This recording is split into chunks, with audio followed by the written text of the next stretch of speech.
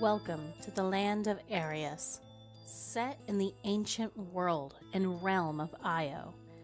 Arias itself has been said to be the heart of this world, where, according to many, life itself began. Before the elves, Nicojin, dwarves, gnomes, and humans made Arias their home, the world was once home to the dragons, dragonborn, giants, and other long-forgotten races. According to ancient lore, Io was the first being in this realm's existence. From Io came the first male and female dragon gods, Bahamut and Tamara. Bahamut created the world and named it after his creator, while Tamara set to creating life within the world. Bahamut and Tamara would later be joined by their siblings, Krona, Garrix, Lendis, and lastly, Tiamat. This dragon pantheon would continue to grow and go on to create the dragons and dragonborn races that thrived throughout the world. After the events of the Dragon Wars, other races and pantheons began to make the world of Io and lands of Arias their home. All we know today is that the Age of Dragons came to an end with what was called the Dragon Blight. Dragons no longer roam the world, and the dragon gods themselves have been destroyed or slumber in long-forgotten realms, and the great dragonborn civilizations now forgotten and destroyed. The only remaining remnant of the Age of Dragons are two small dragonborn clans of Ildrinish and Cesare. These dragonborn clans keep to themselves far to the north off the Frostback Ridge, and reports of lone dragonborn visiting the other lands describe them as on a search for something that could restore their people and magic to its once former glory.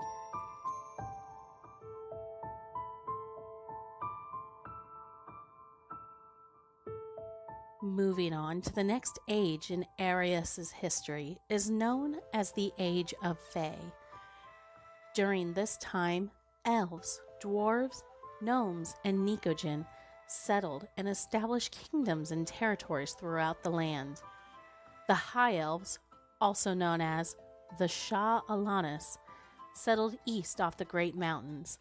The gnomes took their halfling slaves and settled to the southeastern tip. The dwarves made their forges to the northwest of the Great Mountains, while the Wood Elves, also called the Faerine, roamed what was once the Great Forest. And the Nicojin established the Great Jade Empire. It was during this age that the Great Underdark War took place, a fierce battle between the denizens of the Underdark against the dwarves and Shah Alanis of Arias. Legendary heroes such as Andernith Lydos, the paladin of the Sun and Moon Sisters, Mirhun Thulering, a fierce dwarven fighter, and the elven sister goddesses Sol and Luna participated in this event. While the enemy from the Underdark were defeated, it came at a great cost. The hero Lydos was slain, as well as the sun goddess Sol.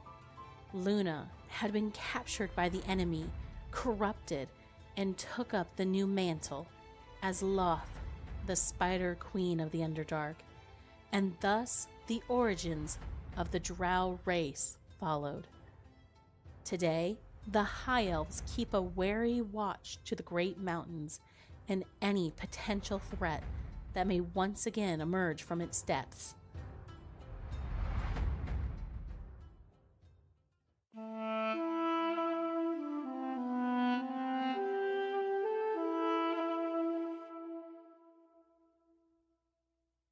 The current age is known as the Age of Man, and was marked with the arrival of humans on the southern shores of Arias from a distant land now long forgotten.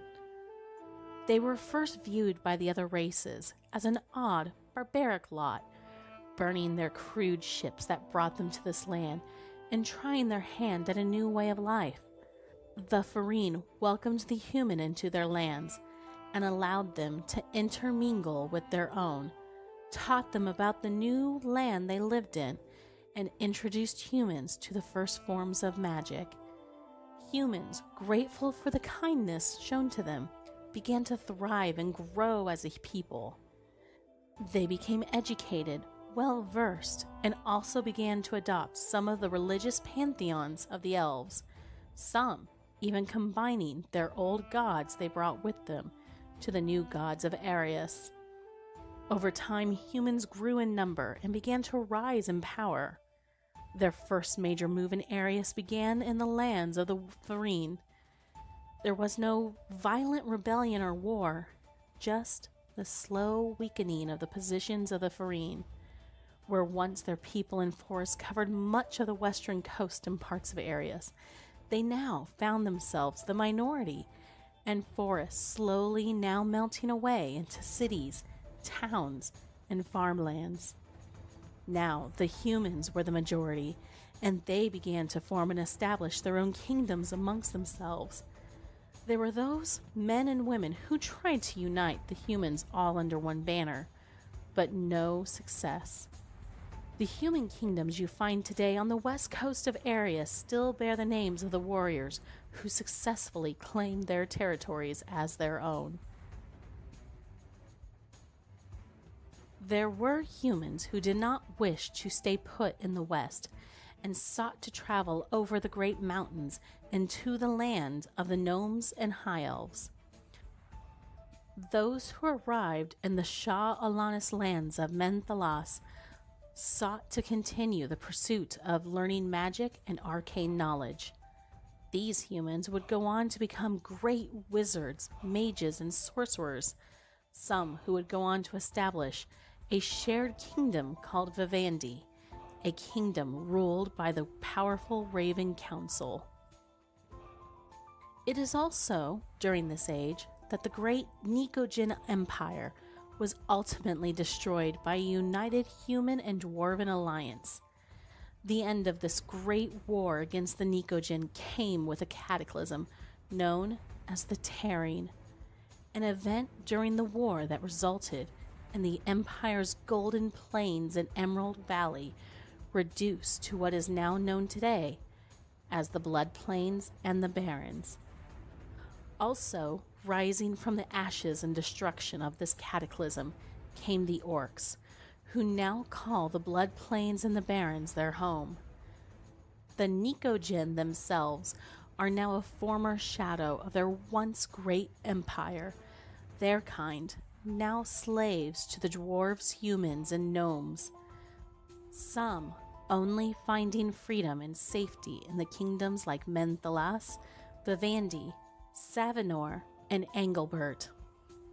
Today, the various lands throughout Arias coexist in relatively peace, with only small squabbles here and there. While most believe that this peace will continue to last, there are those who have begun to see the cracks in the alliances and long ago prophecies speaking of great evils arising and uniting against the kingdoms and people of Arias.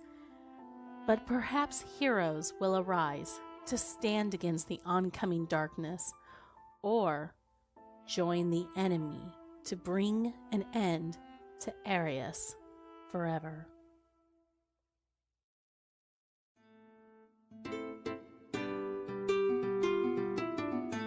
We hope you enjoyed this brief glimpse into the world and history of Arias. Head over to our website, partyadvantagepodcast.com, and explore more of the rich backdrop of this campaign, as well as the Farwind campaign, under the Campaigns page. You can also check out character and cast bios on our website as well. Our Season 1 premiere is August 14th for the Arias Adventures, and then August 16th for the Farwind Saga. Find us on Twitter and Facebook using @PartyAdvantage, and check out some fun posts, polls, and recommended game-related accessories that we all here enjoy.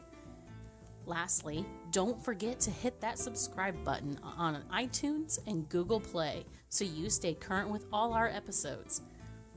We'll see you next week as we take a special look into the world and history of Farwind. See you then.